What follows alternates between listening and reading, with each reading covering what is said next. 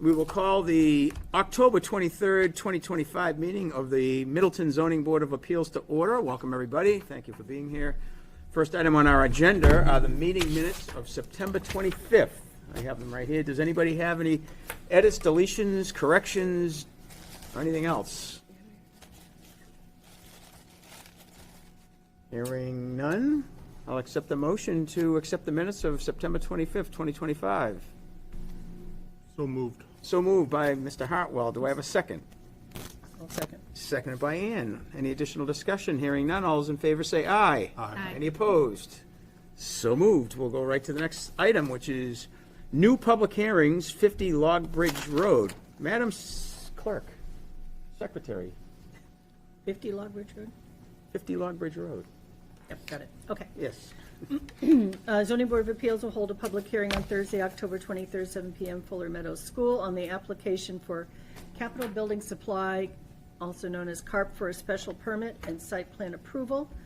The applicant is requesting a special permit for use as a construction and building supply warehouse and distribution facility with accessory retail use and outdoor storage areas, along with site plan approval for the property at 50 Log Bridge Road, found on Assessor's Map 33, Lot 41A and 42.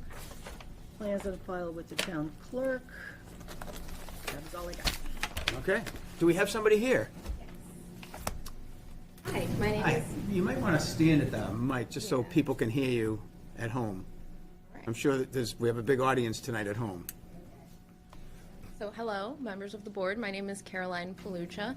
I'm an attorney at McLean Middleton, and I am here on behalf of Capital Building Supply, Inc., doing business as CARP. The applicant, as the clerk has kindly mentioned, occupies 50 Log Bridge Road, Unit 1. And we're here before you tonight seeking that special permit under Section 9.4 and 3.12, subsections D6, D7, and C20 for that outdoor storage use, as well as site plan approval under Section 9.5. Before I begin, I'd like to introduce a few members of the CARP team here with me today. Tom Palesci is here. He is the branch manager at the subject location. We also have Rob O'Donnell, the area manager. And also joining us is Greg Bernard, who kindly prepared the site plan that is before you today. And the site plan should be familiar. It was reviewed by you last month at the September hearing. Since then, there have been a few changes. We've removed the diesel tank that was previously on the site. And we've also added an accessible parking space to the parking area. Scott Fitzpatrick was kind enough to inform us that accessible parking was required, so we went ahead and included that on the site. But otherwise, it is the same plan that was reviewed last month. Another comment that was made at the staff review meeting was with regards to the septic system, Scott and Anna quickly put me into contact with Tracy Mello, and she kindly responded to me yesterday. So we understand that any occupancy permit would be subject to Board of Health approval, and so I am looking forward to engaging in some thorough conversation with Tracy to make sure that we're compliant with Board of Health regulations. So what we're seeking here today, as you've mentioned, is the approval for the continued use of the property as a building materials supply and distribution facility, including those outdoor storage areas that are necessary for that operation. A little bit of background on the property. The property is located in the M1 Light Industrial District. The owner of the property is John Diamont Realty LLC, and in our application materials we included a letter of authorization from the landlord. The site area is approximately 168,161 square feet. The building on the site is an existing building that was built in approximately 1984, and our applicant occupies 36,900 square feet of that. We're not proposing any new construction. We're really just proposing to continue the use that occurred on the property for approximately a year, with the existing layout and circulation remaining unchanged, with the exception of those outdoor storage areas that we're seeking approval for.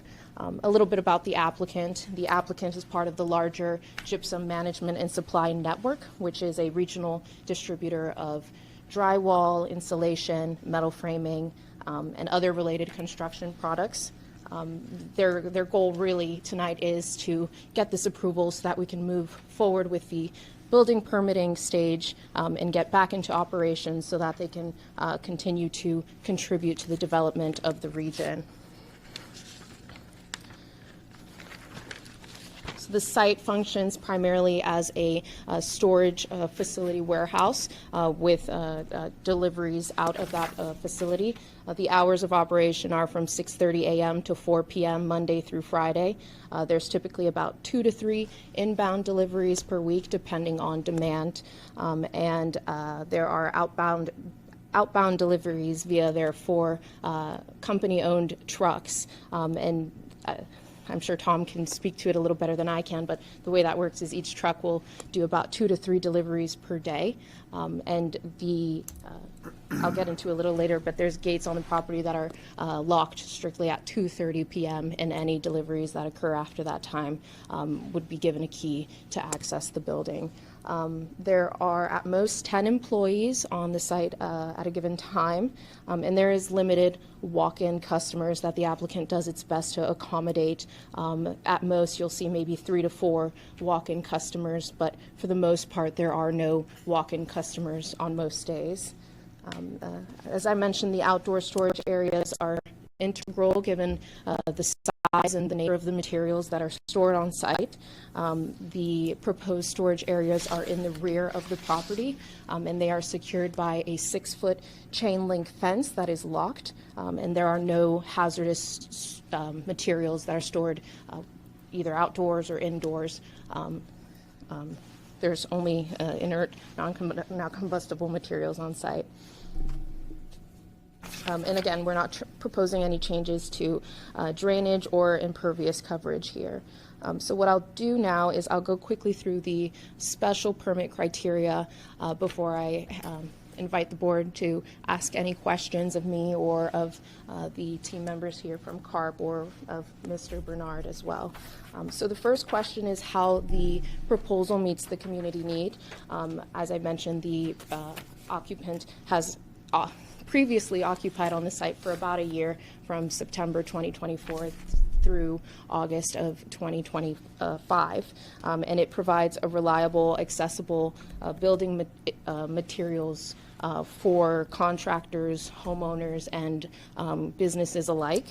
It supports construction, renovation, and maintenance work in the area and the broader region, and it ensures the availability of those materials locally. The proposal contributes to the growth, the workforce, and it strengthens Middleton's industrial base. I think the second criteria concerns how the proposal addresses traffic, pedestrian safety, including parking and loading. There's low traffic volumes that are managed by the existing roads. The property has frontage on Bixby Avenue and Log Bridge Road. Again, there's 2 to 3 inbound deliveries per week. There's ample parking and loading capacity. The rear gate, again, is locked at 2:30 p.m. every single day to manage some of those safety concerns and minimal pedestrian activity. The next question concerns utilities and public services and whether those are adequate. And as you saw with the previous tenants that came before the board, the building is already serviced by those public water, sewer, and electricity services. And again, there's ample access to the property off of Log Bridge Road and Bixby Avenue for police and fire personnel. The next question is whether the proposal fits into the existing character of the neighborhood, and I think the proposal is entirely consistent with the character, not only the character of the businesses on adjacent properties, but also the other tenants that occupy the building. And the building has historically supported similar uses prior to the applicant taking over the space. The space was used as a metal manufacturing and processing facility. And so the proposal aligns entirely with the intent of the M1 district. The next question is whether there are any potential environmental impacts and whether those are adequately addressed. the proposal has minimal environmental impact, limited deliveries again, no construction, there's minimal noise, minimal traffic, and no emissions emitted from the proposal. Again, the area is commercial, industrial, and even the tenants in the building are operating similar uses. And so what we're proposing isn't any different or any more impactful than what's already occurring in the area. The last question is regarding the economic and fiscal impacts of the proposal. Again, I believe this is a net economic impact, a positive benefit to the town. It expands the tax base, the workforce, it supports local business activity, and the board, in approving the proposal, will further support that business activity by allowing a former business that operated successfully for about a year to open back up and continue contributing to the region.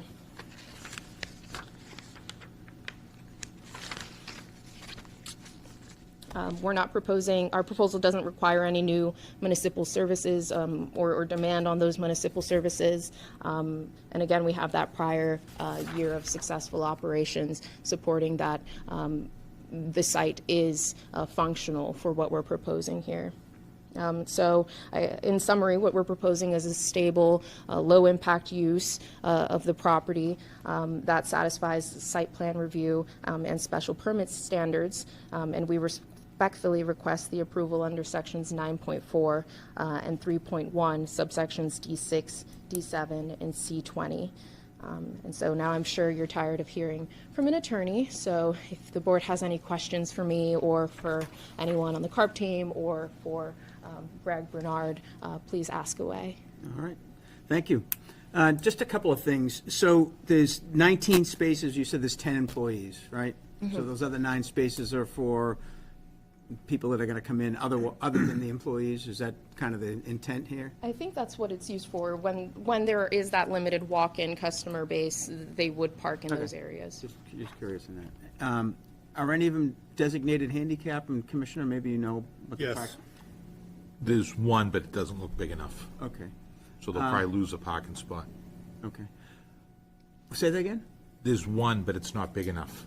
So they'll probably lose a spot Okay. to make that compliant. Okay.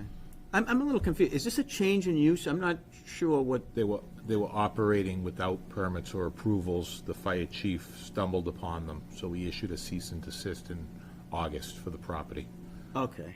All right. But they were doing the same type of thing? Is this Yep. the same use? It's just they didn't have a permit? Oh, no, it's a different use than what was there. What was there was a manufacturing. This is a warehouse use with an accessory retail sales, which requires a special permit Okay. in the district, and then a whole change of use under the building code. Okay. And you've been, I'm presuming you've been up there, Commissioner, We have, that's why you had them last month, and that's why you have them this month. Okay. Okay. Anything else since last month to this month that you need to let us know about? Nope. Okay. Let's go to the members. Carolyn? No, we got 2 letters.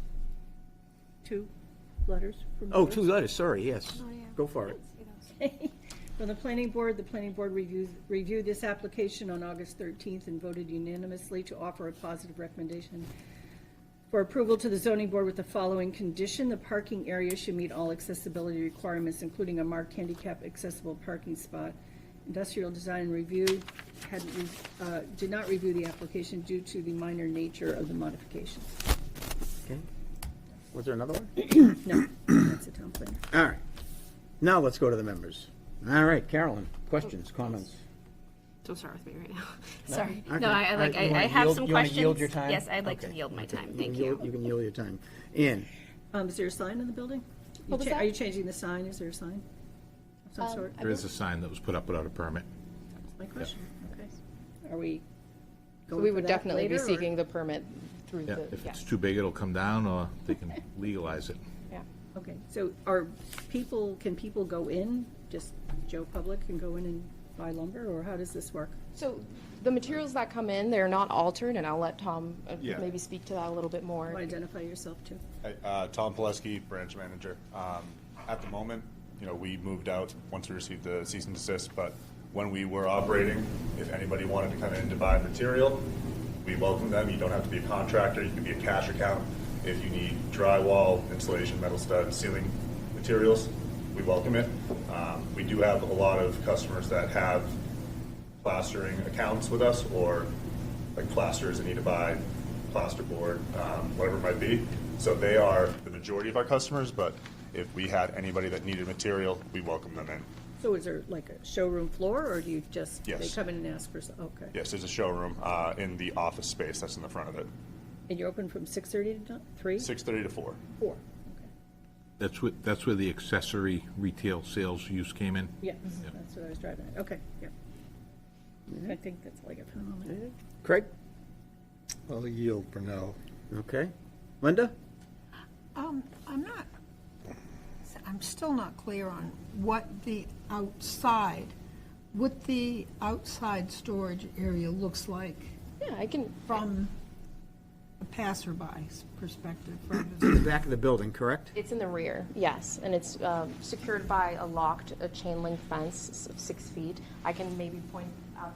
So I can see where it is, I just can't see what's around it. So if I happened to be walking along the back of the building, what I would see is the storage area surrounded by a chain link fence. It abuts the old North Shore Tech property, yeah. Right, So okay, it should be screened from that per the bylaw yeah. Yeah. as a condition. Okay. Anything else, Linda? Nope. Anthony? So I noticed today that there were 2 entrances to the rear area. And in the back, if you go down Bixby and then come in via the back, seems to be the most appropriate gate where you might bring trucks in because it's the largest gate.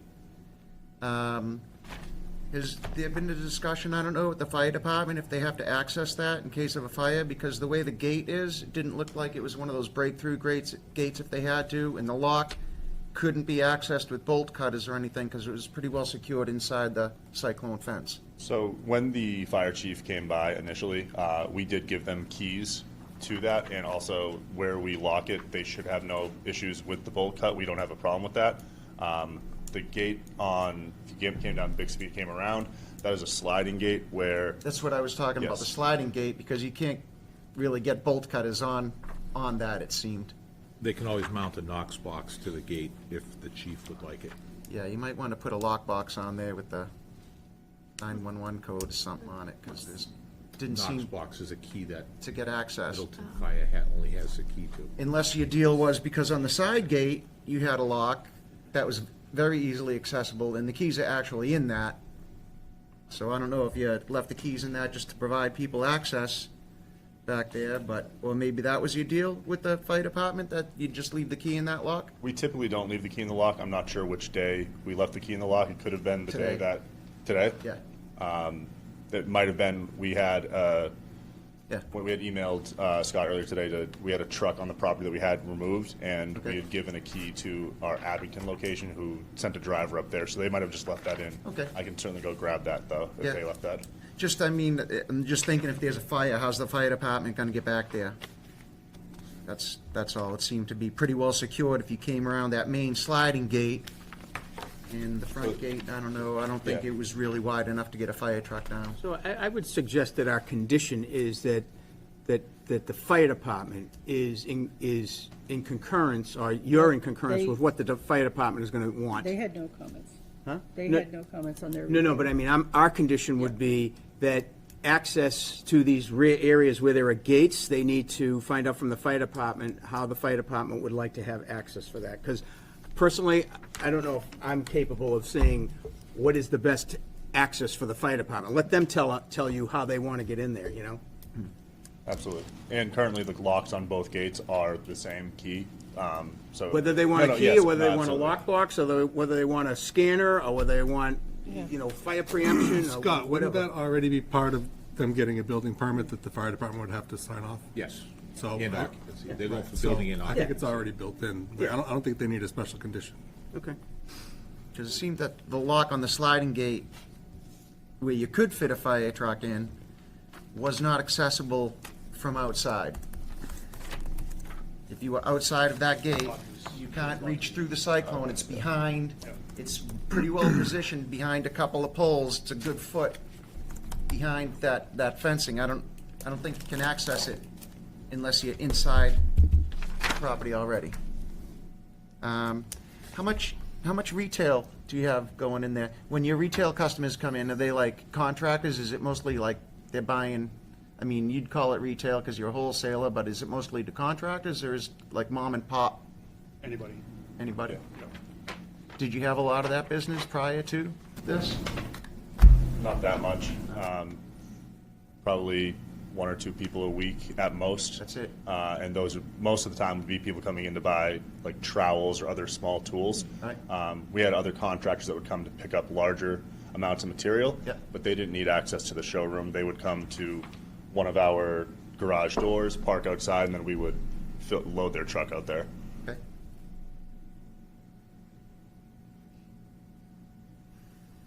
That's all I got. Okay. Carolyn, anything back to you? No, not right now, thank you. Greg?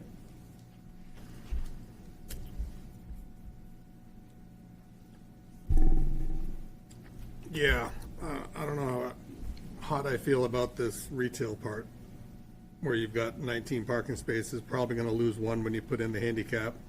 You already have, what, 10 employees? About 10 employees, yes. So. Some of them carpool every day, but it differs. We only have 2 people a week coming in. That shouldn't be a problem. It's not to say it wouldn't be more. Yeah, but still. He's only been there a year. Yeah. Like, if I know I can drive down Log Bridge and go get building Oh, yeah. supplies, I'm gonna drive down, instead of going to Home Depot or Yeah. Lowe's, like, Well, the, seems like I could go do that. yes and no. They're not gonna have the Lowe's selection. Yeah, It's a commercial drywall outfit. Metal stud, drywall, fire retardant lumber, insulation, ceiling tiles, ceiling grid. Not necessarily residential Like, kind the of. materials are more specific to construction as opposed to the stuff you would see. Yes. And what's the square footage of the actual sales area in the office? About, I don't know exactly, but about 1,300 or so. It's pretty small. It's not, a majority of our building is the warehouse. Yeah, I'm not talking even the offices, just the retail piece.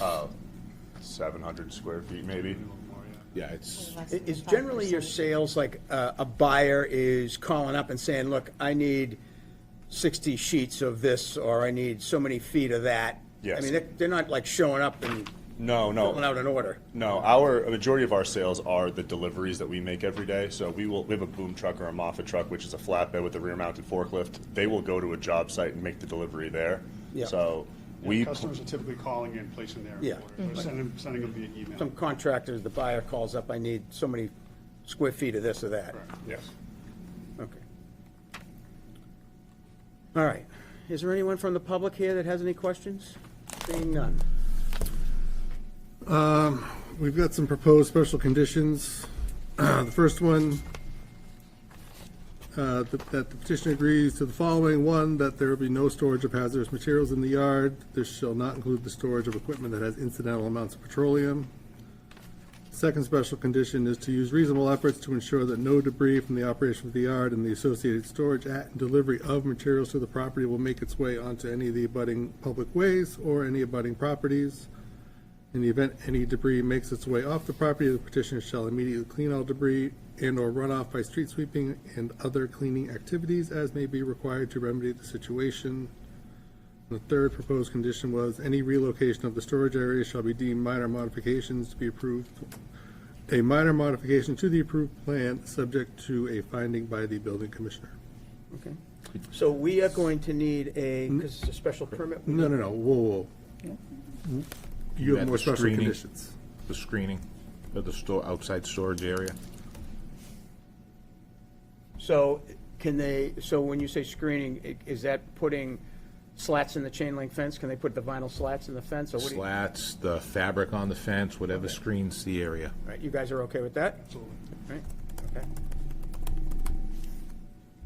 So the storage area shall be appropriately screened. Yep. Screen per It's in the bylaw too, but the it's bylaw. easier, it's in there. Yeah, okay. We need to appoint one of the alternates because this is a special permit. Yeah. So I'll accept the motion to appoint Linda as the alternate. Manager. So moved by Carolyn? Yes, so And moved, it's sorry. Seconded by Ann? Hold on, what about, yes, for you to vote.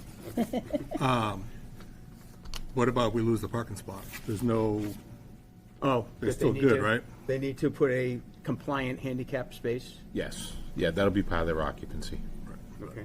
So let me ask you something, is, if you look at the plan, where there are 10 spaces, it looks like there's a planted island. They're probably going to need about, that's probably a 9 by 18 spot, is generally what they are. And then they So need they 8 would need feet. another 3 feet, Eight, another 8 feet? 8 feet. Oh, for a right, for Loading the- bay. So do we have them eliminate a spot or take a little of the green? Greg, if they take a little of the green, are they gonna create another issue with the impervious? The 600 square feet, I'm talking about the site in general. can't imagine it's gonna, I mean, that's maybe a question for Krista, but I can't imagine it's gonna stormwater. I'm talking about the required open space. They're probably already Yeah, close. you probably don't wanna take any more open space, you're better off losing a spot. Spot. You're not gonna really, Use it. those spots aren't really gonna be used, I wouldn't imagine. Yeah, and don't forget, you have someone picking up material. There's, what, a loading dock, a couple overhead doors. Those technically could be considered loading spots for customers coming in, Okay.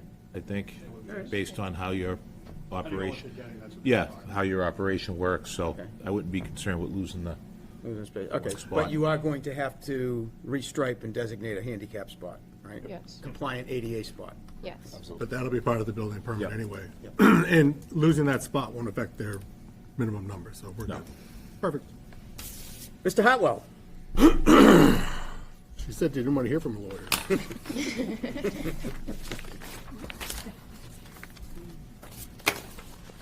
Mr. Chair, I move to make the following findings. First, concerning the submittal requirements, that the site plan application and other submittals satisfy the submittal requirements of section 9.5 and 9.4 of the bylaws.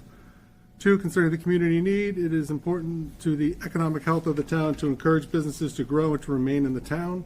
The proposed use serves a community need by providing a reliable, accessible supplier of building materials for contractors, homeowners, and businesses. By supporting both new construction, renovations, and ongoing maintenance projects, the facility ensures the availability of essential materials, contributes to economic development, and strengthens the local economy and supply chain.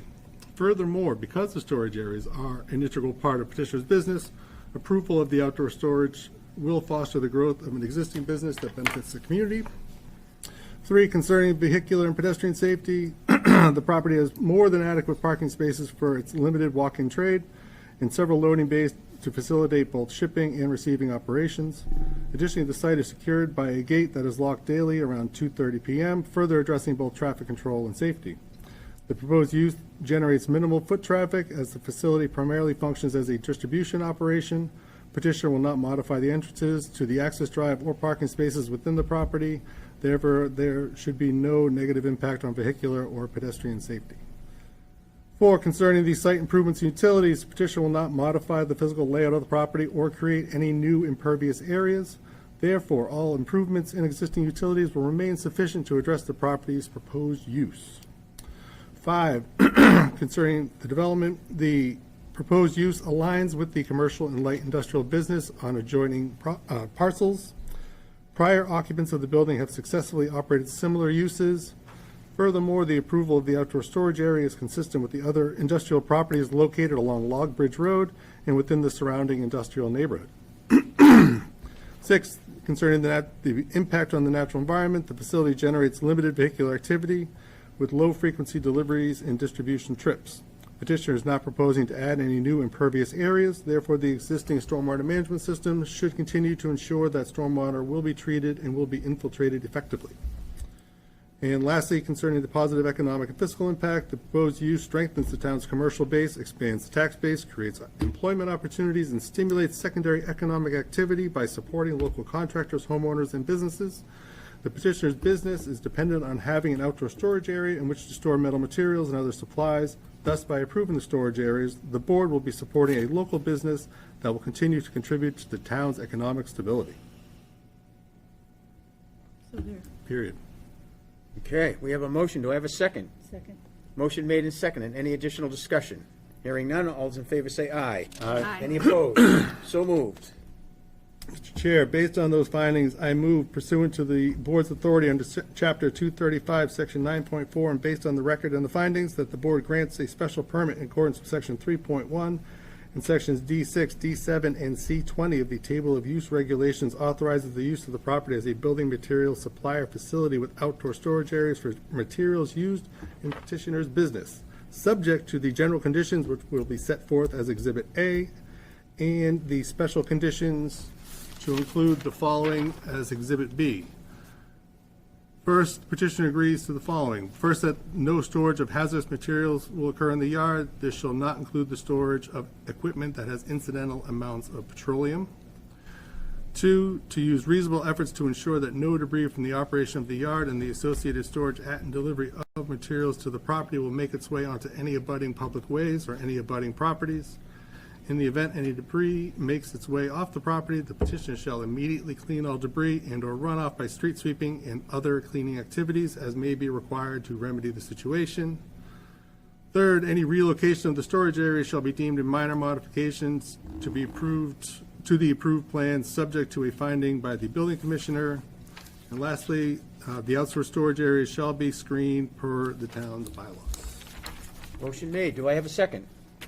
I'll second. Second by Carolyn. Any additional discussion? Hearing none. All those in favor say aye. Aye. Mr. Hartwell. Chair, I move pursuant to the board's authority under Chapter 235, Section 9.5, and based on the record and the findings, that the board approve the site plan dated, let me see. September 18th. Yeah, but it was revised as the site plan for titled Special Permit Plan 50 Log Bridge Road, Middleton, Mass, dated 10/16/25. Okay, motion made. Do I have a second? Subject to the general conditions and the special conditions as previously approved. Thank you. Do I have a second? I'll second. Motion made and seconded. Any additional discussion?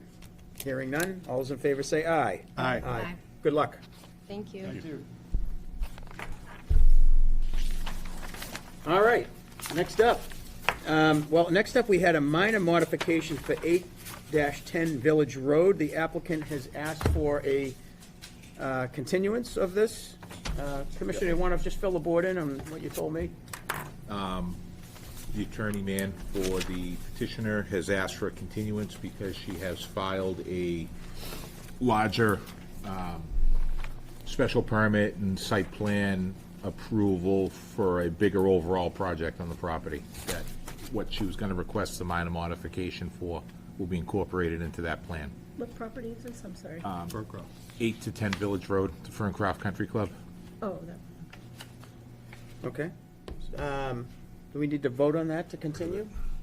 It was just, No, she continued it, so yeah, we'll just continue it. there's no time frame or anything for us to have to do for. Yeah, it was a request for a minor modification, so it wasn't even a public Right. hearing. Right. It's Dahlia? Is that how you say your name? Delia. Delia? Delia. I don't know if this next item is yours, but it says, review 2026 meeting calendar. A date to note, January, February, April meetings fall outside the typical schedule. I think that has a little bit to do with Anna's return. No, it has to no, do that's- with, we have to approve the 2026 calendar. Oh, that count. okay, Like, she just sent- on, she just sent me on, just something simply also. our it's just approving our meeting calendar to be the fourth Thursday of the month, Okay. With those, Is it in, with those deviations. is it in the folder? I don't care what day it is, I'll be here. Right, Oh, I'm not gonna be here for this October date, we gotta move this out at least 3 days. you're right. Well, I think, do you have it? I have it right here, hold on. Are you sure? Isn't that- That's what these are, right? No, those are the meeting minutes. No, these are the meetings. Yes, it says 1/22/26, Oh, never mind. 2/22/26, Okay, okay. 3/22/26. Yes, I was looking for a document. And here's the meeting schedule at the bottom here. Oh, there we and- go. Yeah, Okay. so, the meeting date, all right. So, I guess in some cases, it's not the 4th, like Right. April, it's the 3rd. Right. Well, The yeah, the 'cause- third Yeah. Thursday of that month. Yeah, that happened. Okay. Everybody okay with that? Yeah. Okay, I'll accept the motion to accept the 2026 meeting calendar. I'll make, I'll second that. So moved by Yeah, Ann. right. Do I have a second? I'll second. Second. Motion made and seconded. Any additional discussion? Hearing none. All those in favor say aye. Aye. Okay, we're all set with the meeting calendar. I don't think there's anything. You Does want the anyone have Christmas anything Eve? else? We could have spent Christmas Christmas Eve Eve, we together. could have, yeah. Damn. What's the matter? One of So them we was could Christmas have, we Eve. could have spent Christmas Eve Christmas together on if we kept Friday the old this year. schedule, but that's all right. You know, that's, again, another That would've been a quick opportunity meeting. missed. That It's would've an been a real opportunity quick missed. meeting. Quick meeting.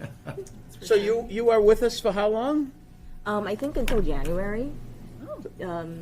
Mid to end of January, I believe. Okay. And where were you before? Town of Rutland. Rutland? Mm-hmm. Oh, awesome. And Belmont before that. You were in Belmont? Mm-hmm. Okay. Do you know Mr. Marcotte? He's the Public Works Director. Never mind. I think I. What's his first name? Jay Marcotte. Yes. Yes. I do. I'm familiar with him. Does anyone have any questions for our interim planner? No? Yes, I'll come around and shake your hands. I just ran in because I was late. I wanted to be here a couple of minutes early.